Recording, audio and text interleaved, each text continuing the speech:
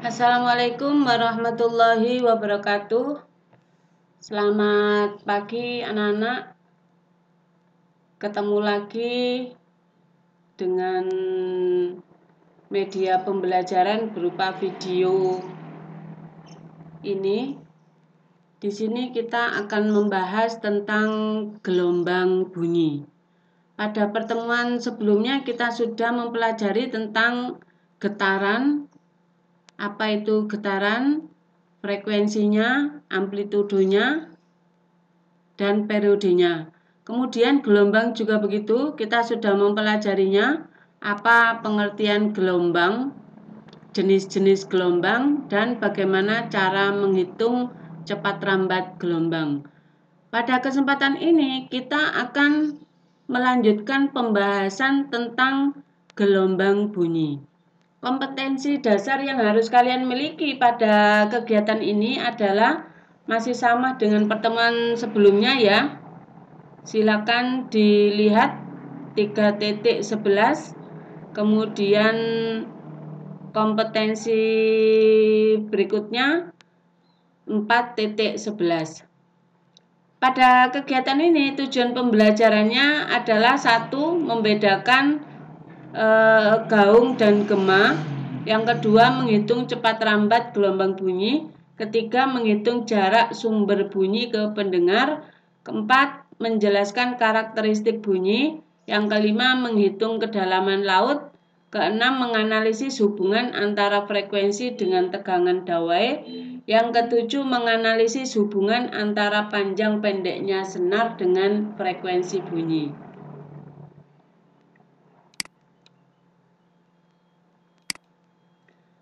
Langsung kita masuk pada materi.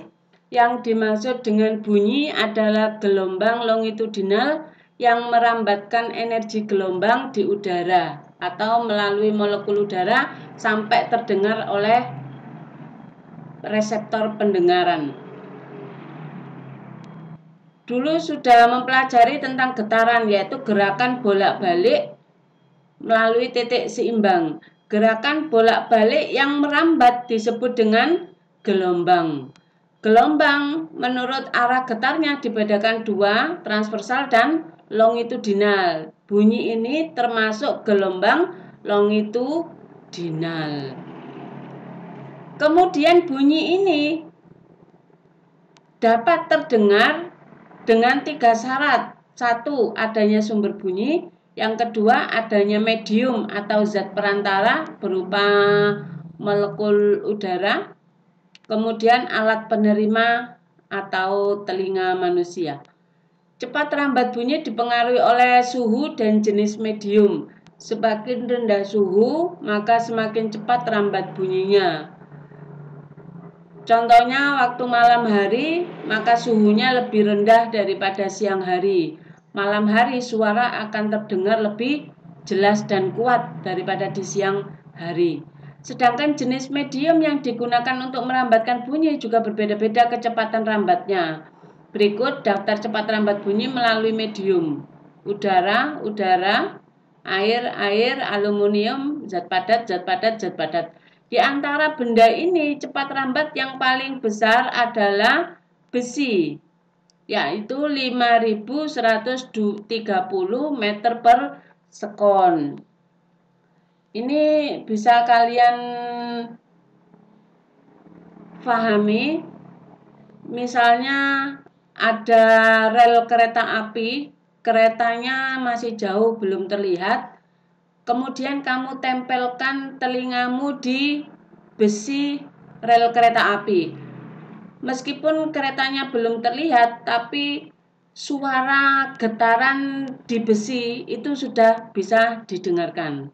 Nah, itulah membuktikan bahwa cepat lambat bunyi melalui besi ini kecepatannya lebih tinggi daripada media yang lain.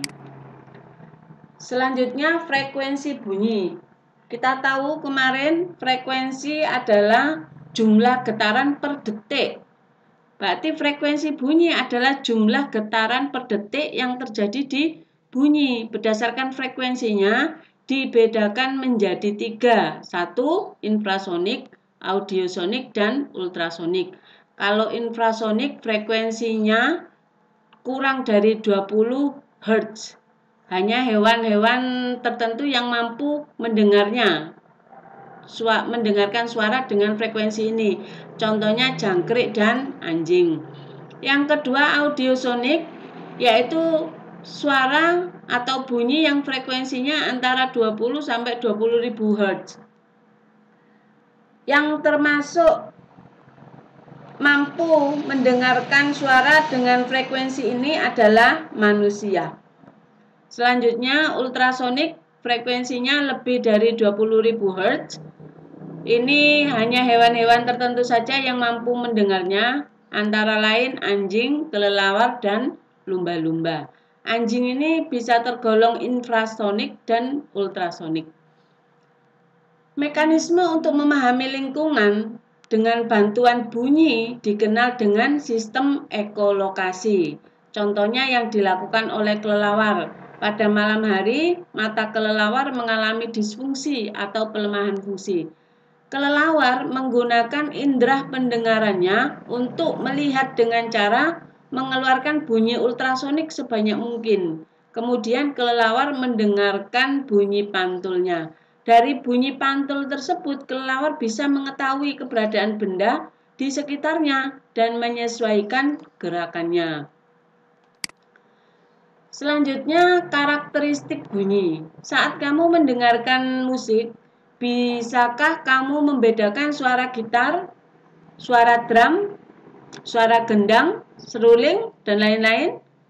Perbedaan suara itulah yang disebabkan oleh adanya karakter bunyi, yaitu setiap gelombang bunyi memiliki frekuensi, amplitudo, dan warna bunyi yang berbeda meskipun merambat pada medium yang sama. Selanjutnya, karakter bunyi tersebut bisa diperjelas antara lain 1. Tinggi rendah dan kuat lemahnya bunyi. Suara perempuan lebih tinggi dari suara laki-laki. Semakin besar frekuensi bunyi, maka semakin tinggi nadanya. Kuat lemah suara ditentukan oleh amplitudonya. Semakin besar amplitudonya, maka semakin keras suara yang dihasilkan. Ini harus dipahami ya. Kalau amplitudonya besar, maka efeknya bagaimana? Kalau frekuensinya yang besar, maka efeknya bagaimana? Itu tinggi rendah dan kuat lemahnya bunyi. Selanjutnya nada. Bunyi musik yang mempunyai frekuensi yang teratur disebut dengan nada. Sedangkan bunyi yang tidak teratur disebut dengan desa. Selanjutnya warna dan kualitas bunyi. Suara khas yang keluar dari sumber bunyi yang dikenal juga dengan timbre. Contohnya suara manusia itu ada yang merdu, ada yang serak, ada yang kecil, ada yang besar, dan lain sebagainya. Selanjutnya yang termasuk salah satu karakter bunyi adalah adanya peristiwa resonansi. Apa itu resonansi? Yaitu peristiwa ikut bergetarnya benda karena adanya benda lain yang bergetar. Hal ini disebabkan karena kedua benda tersebut memiliki frekuensi yang sama. Kalau frekuensinya tidak sama, jumlah getaran per detiknya tidak sama, maka tidak ikut bergetar. Contohnya, kalau ada rumah ada di dekat rel kereta api, kalau ada kereta yang lewat, kan tanah di sekitarnya bergetar. Kemudian rumah yang jaraknya agak jauh, dekat tapi agak jauh, itu jendela kacanya ikut bergetar. Lah, peristiwa ikut bergetarnya kaca jendela di rumah karena adanya getaran yang terjadi di rel kereta api itu disebut dengan peristiwa resonansi. Dipahami ya? Baik. Selanjutnya, frekuensi senar. Ini gerakan bolak-balik yang terjadi di senar atau dawe, atau kita biasa melihatnya di alat musik gitar ya. Lah, senar yang bergetar itu tergantung pada 1. Panjang senar, 2. Tegangan senar, dan 3. Luas penampang senar. Semakin panjang senar, maka frekuensinya semakin rendah. Karena semakin panjang, maka jumlah getarannya itu akan semakin sedikit. Kemudian tegangan senar, semakin tegang, maka frekuensinya semakin tinggi, jumlah getarannya semakin tinggi, jumlah getaran per detik. Yang ketiga yaitu luas penampang senar. Semakin kecil penampang senar, maka semakin tinggi frekuensinya. Jadi kalau senarnya itu kecil, maka frekuensinya lebih tinggi dibandingkan dengan senar yang penampangnya besar. Selanjutnya pemantulan bunyi. Ini ada satu hukum pemantulan bunyi yang antara lain bunyinya 1. Arah bunyi datang, bunyi pantul, dan garis normal terletak pada satu bidang datar. Yang kedua, besarnya sudut datang sama dengan besarnya sudut pantul. Ini silakan dicari gambar yang bisa menjelaskan bagaimana hukum pemantulan bunyi ini terjadi. Silakan dibuka di buku paketnya ya. Kemudian perlu diketahui, bunyi pantul akan memperkuat bunyi asli. Yang kedua, gaung atau kerdam adalah bunyi pantul yang sebagian terdengar bersama-sama dengan bunyi asli, sehingga bunyi asli terdengar tidak jelas. Kalau gema, bunyi pantul terdengar sesudah bunyi asli selesai. Jadi gema ini akan memperkuat bunyi asli. Sedangkan gaung ini itu akan membuat bunyi tidak terdengar tidak jelas. Karena terdengarnya itu bersamaan dengan bunyi asli terdengar. Bisa membedakan ya antara gaung dan gema? Silakan nanti dipelajari lebih lanjut. Selanjutnya, pemantulan bunyi.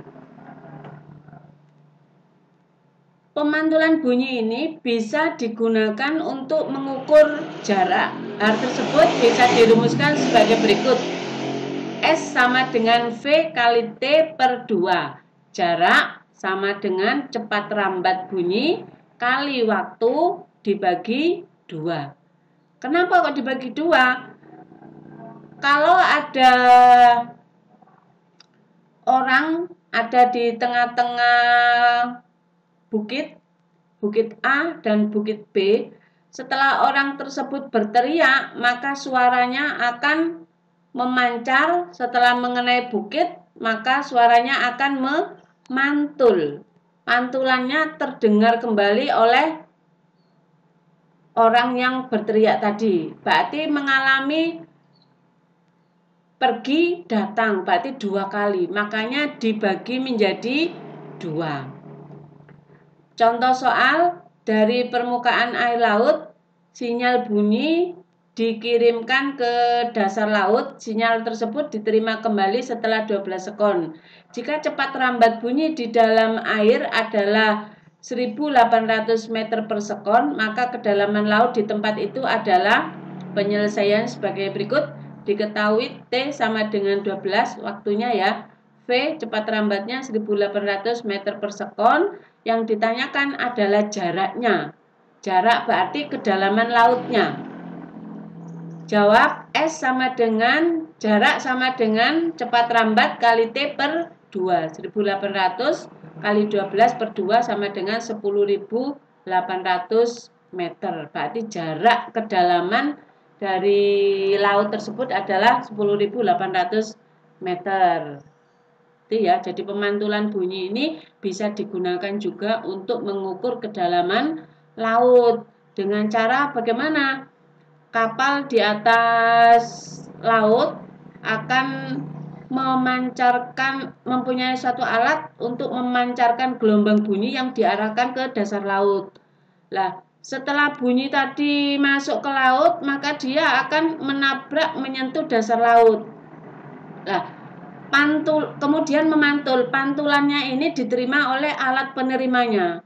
Nah, alat penerima ini bisa menggambarkan kedalaman laut tadi, bisa dalam bentuk grafik. Makanya bisa diketahui, oh di dalam laut itu ada bukit, ada lembah, ada gunung, dan lain-lain.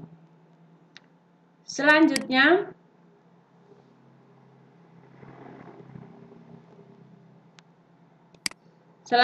silakan diperdalam melalui buku paket materi tentang gelombang bunyi ya, dan silakan dikerjakan uji kompetensi atau soal yang akan Ibu bagikan melalui Google Class. Baik anak-anak, selamat beraktivitas dan semoga tetap sehat selalu ya. Ibu akhiri, Assalamualaikum warahmatullahi wabarakatuh.